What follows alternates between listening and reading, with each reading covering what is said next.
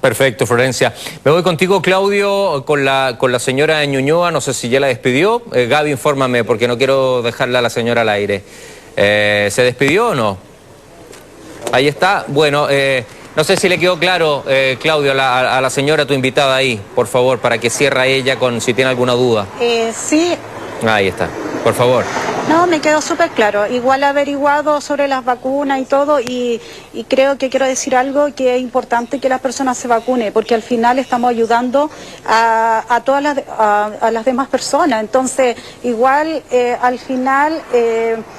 si yo me vacuno, voy a protegerme algo del COVID y ayudo a las demás personas. Entonces es importante que las personas que están desconfiadas de la vacuna también que averigüen. Al final esto es un bien que está dando el país y tenemos que tomarlo así, o sea, para poder salir pronto de esto que ha sido difícil para todos. Entonces... eso. Bueno. Gracias, Alejandra. Sí, también la forma de dar frente a las nuevas variantes. Ahí conversamos, Rodrigo, entonces, con una de las personas que ha llegado el día de hoy hasta la comuna de Ñuñoa, el velódromo que está pronto ya a abrir sus puertas a eso de las 10 de la mañana para poder empezar a vacunar a las personas rezagadas mayores de 20 años y también entre los 12 y 17 años los menores. Bien, Claudio, muchas gracias. Gracias, Alejandra. Y si tienes alguna pregunta de la gente respecto a esta variante Delta, por favor, bienvenido sea. Quiero sumar a, este biólogo que es extraordinario, un biólogo computacional que tiene una capacidad tremenda, muy acertado en todos sus números. Lo tengo acá con nosotros, Tomás Pérez Acle, más encima está taekwondista, cinturón negro. Tomás, ¿cómo le va? Bienvenido, buen día, un gusto. Hola, buenos días, Rodrigo. Gracias por invitarme al programa. Bueno, un placer para mí tenerte a ti con Florencia acá para que hablemos de esto. En agosto sería la tercera ola en Chile, producto de esta variante Delta. ¿Esa es tu proyección? Sí, lo más probable es que así sea. De esto lo podemos decir mirando no solamente nuestros modelos matemáticos, pero también mirando la experiencia internacional. Hay que recordar que en el caso de Inglaterra, ellos se encontraron con esta variante aproximadamente en la segunda semana de mayo. Ahí es donde la identifican de manera comunitaria, realmente a través de secuenciación genómica, como explicaba Florencia en el bloque anterior. Y hoy día, 37 días después, del orden de un mes, han tenido un crecimiento exponencial. Básicamente pasaron del orden de 1.500 casos diarios que tenían en ese minuto a del orden de 12.000, que es lo que están teniendo hoy día. Y esto no solamente está ocurriendo en Inglaterra, está ocurriendo también en la mayoría de los estados del sur de Estados Unidos que se están enfrentando a esta nueva variante, que es la variante Delta. Y podemos ver que sistemáticamente en aquellos países donde se descubre la nueva variante, primero, en el momento en que se descubre, ya hay que asumir que hay contagio comunitario. Esto es súper importante. Estamos hablando de una variante que tiene un R0, puedo explicar qué significa esto, del orden de entre 6 y 8. ¿Qué significa este valor? Este valor nos dice que a lo largo del tiempo que una persona dura como infectiva o infecciosa, va a infectar en promedio entre 6 a 8 personas. Hay que recordar que la variante Gamma, que es la variante P1 brasilera, este número era entre 2,5 y 3,5. Entonces estamos hablando básicamente del doble de infecciosa que la variante Gamma, que es la variante que aparece en Brasil. Entonces, de este modo, del orden de 3 semanas después de que se detecta esta variante, primero, cuando se detecta ya hay que asumir que hay transmisión comunitaria. Y lo segundo es que después de 3 semanas que se detecta, ya podemos asumir que esta variante toma control de la prevalencia en términos de que se vuelve la variante más prevalente, más común en la población, y en el orden de un mes ya tenemos un aumento tremendamente significativo de los casos. Técnicamente diríamos que se suma un cero, un orden de magnitud. Pasamos en el caso de Inglaterra, de 1.500 casos diarios al orden de 12.000. Wow, qué potente análisis y qué preocupante en este caso también, Florencia. ¿Y cómo te lo traspaso a ti en términos de cómo nos cuidamos, cómo cerramos esto? Leí una entrevista tuya que dabas hace un par de horas, Florencia, respecto al 30% que tiene Gamma y a este único caso que nosotros conocemos de la variante Delta. ¿Cómo podemos evitar su expansión acá en Chile?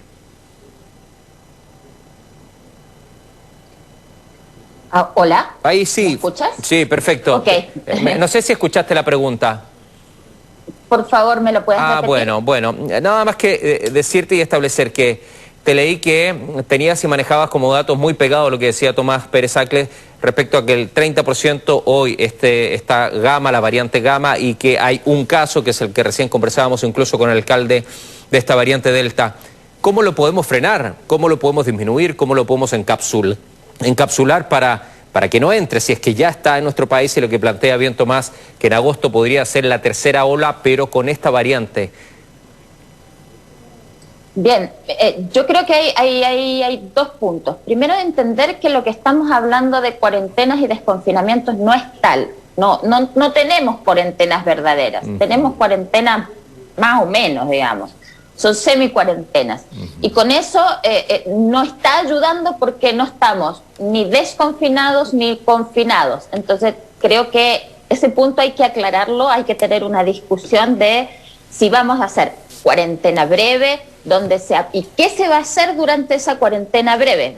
Porque obviamente si uno hace esa cuarentena breve tiene que aplicarla para destinarla a algo, y yo creo que se debería destinar, por un lado, a mejorar el testeo y trazabilidad, aunque sea con métodos, tal vez no sean métodos por PCR simplemente, pero que se pudiera hacer algo similar o tal vez copiar una estrategia como la que hizo Alemania en algún momento, donde se hizo un confinamiento breve para hacer test de antígeno rápido pero casa por casa, sobre todo en los focos donde se habían detectado barrios con una carga viral más alta. Entonces se utiliza el test de antígeno, que no es tan bueno, no es tan sensible, da muchos falsos negativos, pero en el conjunto permite que uno permite velocidad. Entonces uno hace cambio de velocidad y por sensibilidad, pero permite tener una noción clara de lo que está ocurriendo en ese pequeño lugar, o sea, en un pequeño cuadrante, podríamos decir. Y eso nos permite estar mejor parados para tomar decisiones. Segundo, que tenemos que utilizar, si vamos a hacer una cuarentena estricta, utilizarla también para secuenciar el material genético del virus. Por ejemplo, en este caso, en San Javier, tomarlo como prioridad, claro, de poder secuenciar en San Javier para entender cuál es su situación epidemiológica. Y con esto poder entender qué podemos hacer al respecto. Hay que pensarlo estratégicamente. Cuando nosotros hablamos de leer el material genético del virus, no es solamente tomarlo y ponerlo en la máquina de lectura y después sacar el material y decir es la variante tanto, sino que también hay una estrategia de cómo se va a hacer ese muestreo. Así como para la trazabilidad existe una estrategia de cómo se va a aplicar, si la persona va a acudir al CEFAM a hacerse la PCR o el gobierno va a destinar cuadrillas de personas para cada barrio para tener una estima. De la misma forma debemos pensar estratégicamente para hacer un plan de vigilancia. Lógico. Económica. Florencia, ¿dónde y cómo vamos a hacerlo? ¿Dónde y cómo vamos a hacerlo y de qué manera vamos a hacer? Ya sigo contigo, ya sigo con Tomás, que están en línea. Tengo ya con nosotros, está Mario Desbordes, que viene acá, viene a conversar nosotros. Tomás, voy contigo, y estoy con Florencia también. Tomás Pérez Acle, biólogo computacional. Cuando uno habla de el nivel de contagio, ¿a cuánta gente contagia? Estoy leyendo estudios desde ayer en la noche. Hay algunos que hablan entre 6 y 7 personas, hay otros que hablan entre 7 y 8 personas. Tú me decías recién que podía contagiar a 8 personas. Hablamos de un virus, de una variante del virus mucho más contagiosa que la que conocemos ya. Sí, efectivamente estamos hablando de un virus primero que no conocíamos. Yo creo que la mejor forma de enfrentarnos a este virus, a esta variante del virus, es pensar que esto es una nueva pandemia. Y hay que ser muy claro en eso. Como lo decía, estamos hablando de un virus que tiene al menos el doble de la capacidad infectiva que tiene la variante Gamma, que es la variante que nos acaba de poner, digámoslo bien, de rodillas en las últimas semanas, que nos provocó este pic en abril del orden de los 9.200 infectados diarios, y si sumamos los probables, llegamos sobre los 11.000 infectados, ¿no?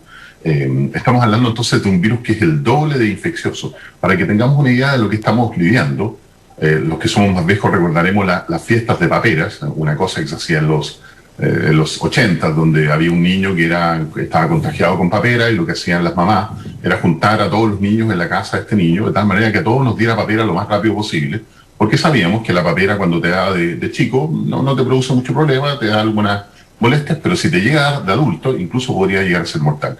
Este virus es igual de contagioso que la papera. Estamos hablando que la papera tiene el orden de entre 7 y 8 de R0. Estamos hablando también de un virus que se parece a la varicela en términos de su contagio. O sea, estamos hablando de un virus completamente nuevo, al punto que incluso las autoridades de salud hoy día reconocen esta capacidad infectiva, cambian la definición de contacto estrecho y hoy día cualquier persona que ha estado en contacto con una persona infectada, independientemente del tiempo que estuvo, de la cantidad de distancia con la cual estuvo esta persona, cantidad de tiempo, y si usaba o no mascarilla, la consideramos contacto estrecho.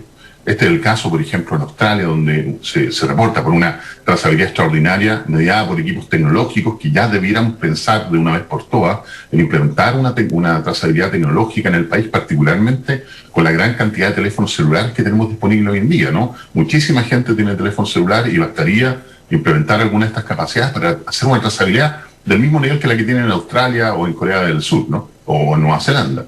En este caso, en Australia se detecta que después del orden de 30 segundos de interacción entre dos personas, claro que en ese caso no tenían mascarilla, ya fue suficiente para contagiar a una persona. Es más, esta misma persona da un café, hace fila fuera del café, y estando una persona sentada en una mesa al lado de donde estaba él haciendo fila, fue suficiente esos segundos, minutos de contacto para que se contagiara el virus. Estamos hablando de un virus completamente nuevo y esa es la mejor forma de pensar. Esto se trata, lamentablemente, de una nueva pandemia. Y déjame darte un dato adicional, Rodrigo, que es muy importante.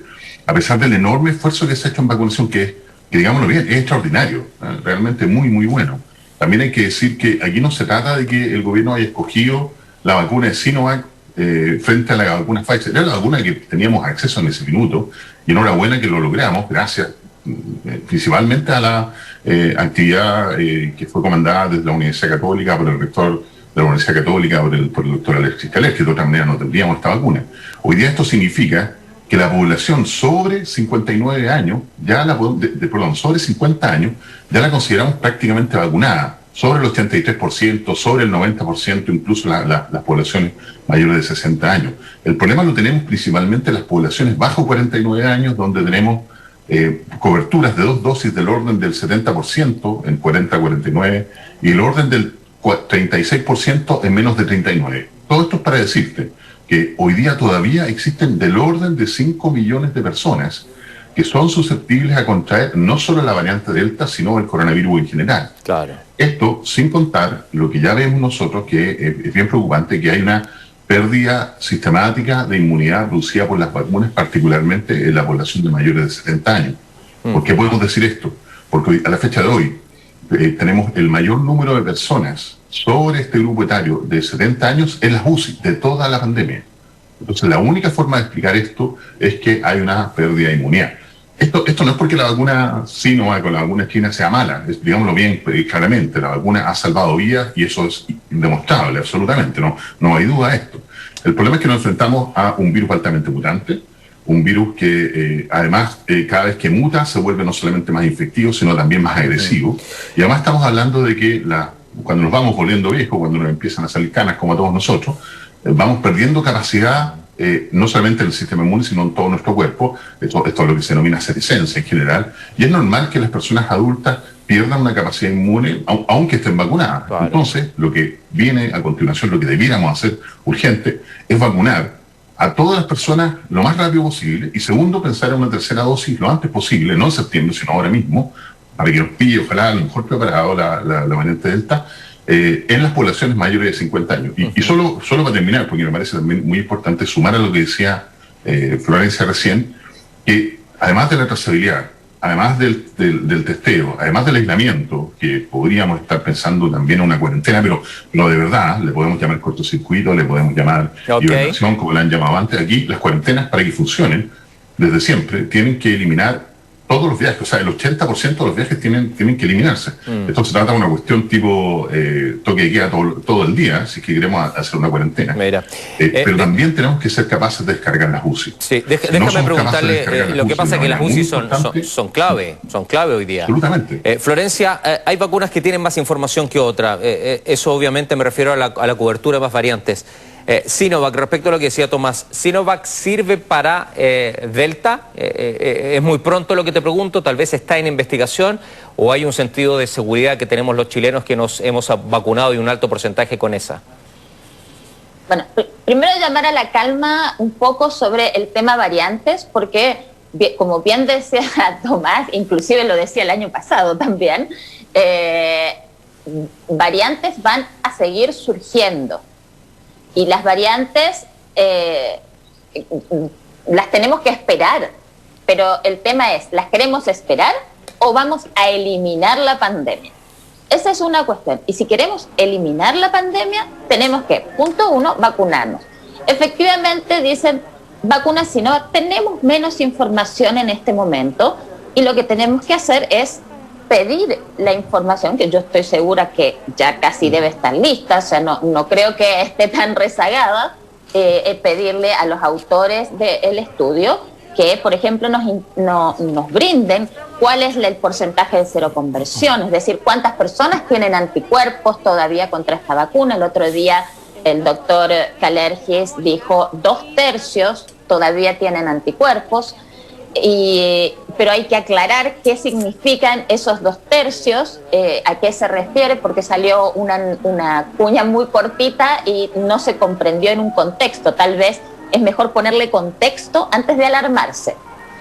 Y la prioridad debe ser San Javier para que ellos estén más tranquilos, porque necesitamos datos para saber si hay que poner la alarma o no. En este momento ellos están sumamente preocupados porque están vacunados, porque tienen un caso de variante Delta, pero en realidad no tienen datos de lo que hay, cuál es el escenario real. Entonces, llamar a priorizar para brindar datos, para saber cuál es el grado de preocupación que hay que tener.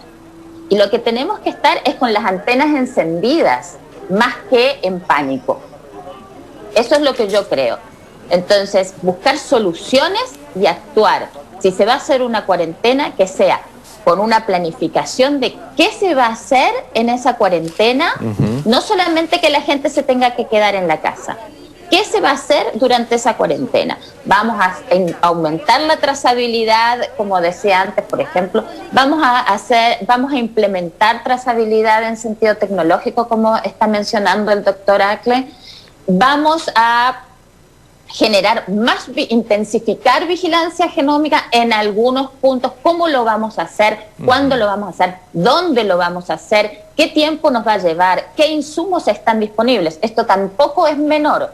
La disponibilidad de insumos para las diferentes cuestiones moleculares que hay no están disponibles así a granel en todas partes del mundo, porque todo el mundo, el planeta entero está en la misma. Entonces eso también hay que considerarlo. Lógico. Y muchas veces nos vamos a tener que adaptar a cosas que tal vez no son óptimas, sino que son subóptimas, y tal vez vamos a tener que tener más de una técnica para un mismo fin. Pero todo esto tiene que venir diseñado. Claro. Ese es el punto. Vamos a responder preguntas del público para que ustedes puedan acercar también, hacerlo mucho más, el lenguaje mucho más aterrizado para que la gente pueda comprenderlo a esta hora de la mañana. Vamos con las preguntas del Twitter en el hashtag alerta. Acá tenemos a Víctor Pavés. Después de escuchar a Tomás y a Florencia, ¿será prudente que nuestros hijos vuelvan a clases en lo que resta del año? Brevemente, Tomás, Florencia, ¿es bueno que se vuelva con esto que estamos viviendo ahora o no? Lamentablemente no, ¿eh? Te diría que es muy difícil asumir la vuelta al colegio este año, a pesar de que para muchos de nosotros significa una complicación, particularmente para los niños, pero en mi caso, por lo menos, yo opté por que no vuelvan a clases este año. ¿Florencia? Yo creo que primero lo que necesitamos es esclarecer el panorama actual. El panorama actual, me imagino, ¿sí? Vamos con otra pregunta, Gaby. Vamos con otra pregunta. Me dice Angry, ¿y si los contagiados, Tomás, hicieran aislamiento efectivo? El virus circula porque los contagiados circulan. El énfasis es controlar a los PCR positivos. ¿Qué opinión tienes de esto, Tomás? Claro, esto en el contexto de una trazabilidad perfecta, tiene toda la razón la pregunta, sería lo ideal, pero como no tenemos trazabilidad que funciona, no sabemos realmente cuáles son los contactos y por lo tanto, particularmente en el caso de Delta, tenemos que asumir que prácticamente todos los contactos van a ser positivos independiente que manifiesten síntomas o no. ¿Volvió Florencia o no, Gaby? ¿No? ¿No volvió? Bueno, gracias por avisarme. Vamos con otro Twitter. Está Enrique Tobías. Sigo variante Delta desde la India y Asia-Pacífico. Empíricamente es muy contagiosa. Doctor australiano, vendrán muchas variantes más. De ahí a dar narrativas apocalípticas acerca de nueva cepa no corresponde. ¿Es correcto esto, Tomás? ¿Cómo lo manejamos en términos del lenguaje? ¿Hay que alertar a la gente, hay que asustar a la gente con lo que se está viviendo o informar a la gente o entregarles herramientas para que puedan tomar las decisiones más correctas? Yo te diría que lo último que tú señalas es lo correcto. Aquí no se trata de asustar a la gente, se trata de informar adecuadamente. Hay una cierta creencia popular de que cuando informamos a la gente y la informamos de manera correcta, le estamos asustando. Aquí no se trata de eso. Me parece que eso es pensar que la gente en general no tiene la capacidad de análisis. Creo que la historia demuestra, particularmente lo que está pasando en Chile, que la gente tiene mucha más capacidad de análisis de la que nosotros creemos, y por lo tanto no se trata de alarmar, se trata de dar información fidedigna. Y si la información fidedigna nos dice que esta es una variante altamente contagiosa y que lo más probable es que de aquí a un mes y medio más estemos enfrentando una nueva ola, eso es lo que hay que decir. Cualquier cosa de lo que en el sentido contrario sería irresponsable. Ok, muy bien. Hay más preguntas en el hashtag alerta. Ya las voy a traspasar. Déjame, Florencia, que ya te sumas. Gracias por avisarme, Gaby. Florencia, lo que te quedaste pendiente del colegio, ¿es correcta la vuelta al colegio? Tú decías que hay que tener primero la información y ahí se te cortó la señal. Por favor, si podemos completarlo. Sí, yo opino como Tomás y como el resto. Esclarezcamos, transparentemos qué situación tenemos realmente en este momento para poder tomar decisiones. Y la situación que yo tengo en este momento es 98% de las UCIs ocupadas y muchas de las UCIs pediátricas transformadas en UCIs para adultos. Y eso no es menor. Entonces, los niños se pueden contagiar en su casa y pueden contagiar a otros, funcionan de una forma similar al adulto, aunque se enferman menos, pero sí hay casos. Y en este momento no tendríamos dónde atender esos casos. Por otro lado, los hospitales están al máximo de sus capacidades con personal exhausto, entonces resulta que cualquier enfermedad también se puede volver grave, aunque no lo sea, en otras circunstancias no fuera grave. Y tampoco tenemos normativas claras en cuanto, por ejemplo, ventilación. Todavía no se entienden realmente bien lo que son las normativas para el regreso a clases presenciales. Por ejemplo, ventilación cruzada constante. ¿Cuántos colegios la tienen? ¿Cuántos colegios podrían tener eso? ¿En dónde se podría aplicar eso? ¿Y cuántos ni siquiera podrían aplicar eso? Yo creo que en una escuela que está en Punta Arenas o en Puerto Natales, tal vez no lo puedan aplicar. Entonces, ¿cómo vamos a hacer que vuelvan a un espacio cerrado? Tercero, las mascarillas que sean certificadas y adaptadas a la cara del niño, porque el niño no se le puede poner una mascarilla de adulto, pero también tiene que estar certificada para protegerlo más, sobre todo aquellos menores de 12 años que no van a tener vacuna.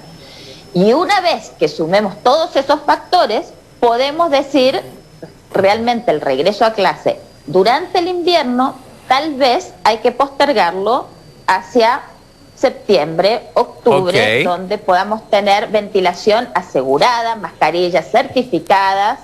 Y por el cambio de temperatura. Entre otras cosas. Exactamente. Me voy con Antonia Kohler, está en la Florida. ¿Qué dice la gente allá, Antonia, respecto a esta variante Delta? ¿Qué pregunta tienes? Y si están también ellos dispuestos al retorno del colegio. Bienvenida. Hola, ¿cómo están? Me encuentro con Marisol. Estamos muy atentas escuchando la conversación, ¿verdad? De partida. Mira, Marisol, estábamos hablando de la variante Delta. Esa mascarilla que tú puedes mostrar ahí a la cámara no es mucho de lo que nos sirva. Entonces nosotros, por ejemplo, ahora yo te voy a pasar esta mejor para que conversemos, porque es lo que se está recomendando ahora, tener una mascarilla que sea certificada. Mira, se pone así y tú tienes que... Ahí. Marisol se va a poner la mascarilla ahora, se va a sacar el escudo facial. Si quieres yo te lo tengo. Claro.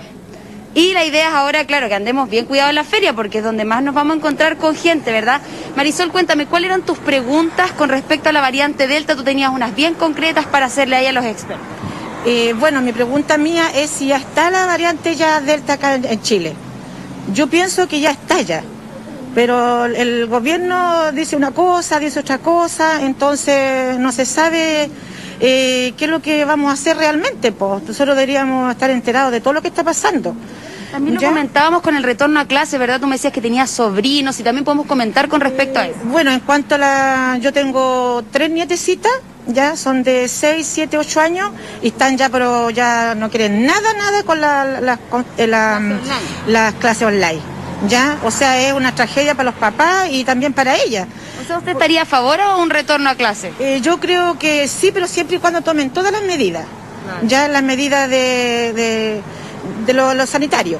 Claro, entonces ¿Ya? la pregunta sería si es que la variante Delta ya está en Chile y también lo que comentábamos antes era ¿qué pasa con las terceras dosis de vacunas? Si hay que ponérselas o no. Claro, esa es otra pregunta que quiero hacer también yo. Si ¿cuánto se llama? Las vacunas que ya los pusieron ya, que fueron 2, si los van a tener que vacunar de nuevamente. Otra vacuna más, porque dicen que la vacuna para la infección que llegó ahora no hace efecto. Claro. Bueno, Rodrigo, esto es lo que hemos podido recolectar en pocos minutos que llevamos acá en la feria. Las dudas son bastantes, yo te las dejo ahí para que las desarrolles con el experto y le podamos responder a Marisol. Bueno, impecable. Lo que preguntaba Marisol, lo que tú decías hace un rato ya, Tomás, ¿tú crees que es necesario ya una tercera dosis? Es una muy buena pregunta la de Marisol, ¿eh? Y yo creo que mucha gente la tiene. Sí, particularmente para los grupos mayoritarios a 60 años ya deberíamos estar pensando lo antes posible en una tercera dosis. ¿Por qué? De nuevo, esto no se trata de una vacuna ineficaz, se trata de que esa es la forma natural en la cual nuestro cuerpo reacciona y vamos perdiendo inmunidad a lo largo del tiempo. Por lo tanto, necesitaríamos una tercera dosis. ¿Por qué es necesario? ¿Por qué va a ser necesario? ¿Esa vacuna tiene que ser la misma que te pusiste? Puede ser, no sé, si uno se puso Sinovac, puede ser Pfizer, puede ser Johnson & Johnson. Explícanos el por qué y si tiene que ser la misma o puede ser otra. Claro. Mira, en el momento en que nuestro cuerpo se enfrenta a una vacuna, lo que hace es reconocer al antígeno, diríamos nosotros, al pedacito del virus o al virus inactivo, en el caso de la vacuna Sinovac, que viene dentro de la vacuna, y producir anticuerpos contra ese virus. ¿Okay? O contra ese pedacito del virus. Estos anticuerpos duran un tiempo. No tiene sentido que nuestro cuerpo esté gastando energía metabólica, diríamos nosotros, energía de nuestro cuerpo, en producir anticuerpos contra un antígeno, un virus que no estamos enfrentando. Por lo tanto, estos anticuerpos duran un tiempo y después empiezan a decaer. ¿Cuánto tiempo duraban estos anticuerpos para el caso de la vacuna Sinovac? No lo sabíamos. Habían estudios que decían que al menos de entre 3 y 4 meses. Hoy día ya el doctor Alexis Kalergi nos dice que al menos 1/3 de la población ha perdido estos anticuerpos. Y estos anticuerpos son parte de esta primera barrera que nos defiende contra el virus. Esto ocurre mucho más rápido, esta pérdida de capacidad inmune producida por la vacuna, en las poblaciones adultas, sobre 60 años, particularmente sobre 70. Por lo tanto, esto no se trata de que es una mala vacuna, se trata de cómo funciona nuestro cuerpo de manera natural. Por cierto que hay vacunas que proveen una inmunización durante un periodo más largo, pero nuevamente, en el momento en que pudimos acceder a esta vacuna, era la vacuna que había y era la vacuna con la que se inmunizó a la población. ¿Tú, Florencia, también estás de acuerdo con una tercera dosis? Yo creo que, de acuerdo a lo que se indica, que Sinovac está produciendo títulos muy bajos de anticuerpos y que esto ya lo dijo, salieron 2 estudios. Bueno, uno es las declaraciones del doctor Kalergis, de que efectivamente 1/3 de la población ya tiene un bajo porcentaje de anticuerpos circulantes, mientras que por otro lado también se midieron anticuerpos circulantes por encargo del gobierno en la Universidad de Hong Kong, y eso también ya salió, y los anticuerpos circulantes son muy bajos, los títulos de anticuerpos que produce la vacuna Sinovac. Por lo tanto, se debiera pensar en una tercera dosis, pero esa tercera dosis hay que ver qué vacunas se combinan.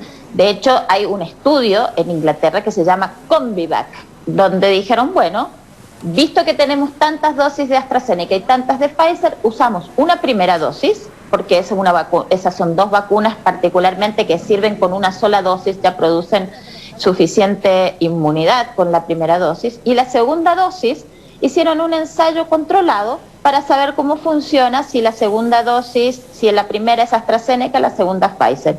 Y para los que tienen primera Pfizer, la segunda es AstraZeneca. Y eso lo estudiaron y vieron que mejoraba, inclusive, potenciaba la inmunidad. Entonces se decidió hacer un combo de vacunas.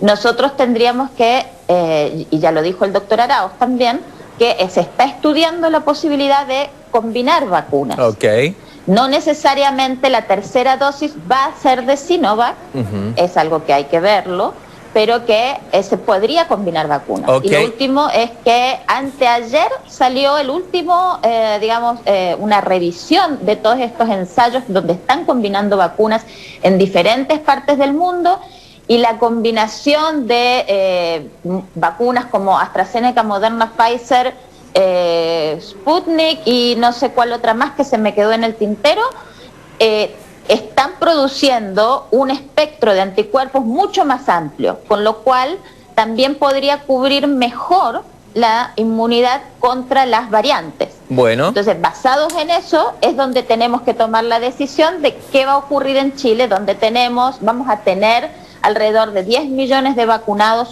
con Sinovac, porque tenemos, la última minuta del gobierno dio que teníamos 18 millones de dosis Sinovac. Ok, Marisol, ¿te quedó claro la opción de una tercera dosis? Parece que ambos son los que coinciden, Marisol. ¿Y querías hacer otra pregunta? Sí, me quedó claro. La pregunta también, la salud mental. ¿Qué pasa con la salud mental? ¿Sabe? Que yo le voy a hablar algo bien personal de lo mío. Mire, yo me atiendo en los consultorios de Los Castaños con médico general. Entonces yo necesito un psicólogo y un psiquiatra, y no hay en los consultorios. Y sabe que el médico me estaba llamando así todos los meses, y últimamente ni me ha llamado siquiera. Solamente me dan los remedios que tengo que ir a retirarlo todos los meses, pero no sabe cómo estoy yo. Entonces si hay que subirme la dosis o bajarme la dosis.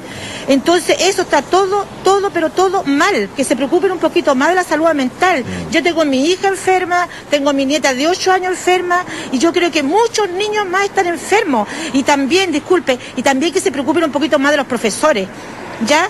Porque mandan a los niños para la casa y los profesores los tienen también ahí en el computador metidos día, la mañana, en la tarde. Entonces es complicado también. Ya, imagínense, yo tengo a mi hija también que vende sus casas por esta cuestión por live, tiene que estar ahí, entonces los niños también tienen que preocuparse, o sea, los colegios particulares, los dueños de colegios particulares, preocuparse un poquito más también de soltar un poquito los profesores, ¿no? Tenerlos todo el día también metidos ahí.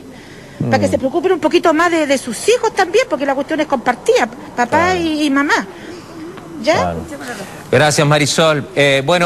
Los últimos segundos para Tomás y Florencia respecto a estos dos temas que me parece que son claves y fundamentales, más allá de que no pueda hacer su expertise, pero desde la mirada de especialistas, ustedes, Tomás como biólogo y Florencia como genetista, la mirada de la salud mental hoy día, Tomás, es durísimo para la gente. Llega otra variante, hay estrés, hay problemas económicos, es durísimo esto.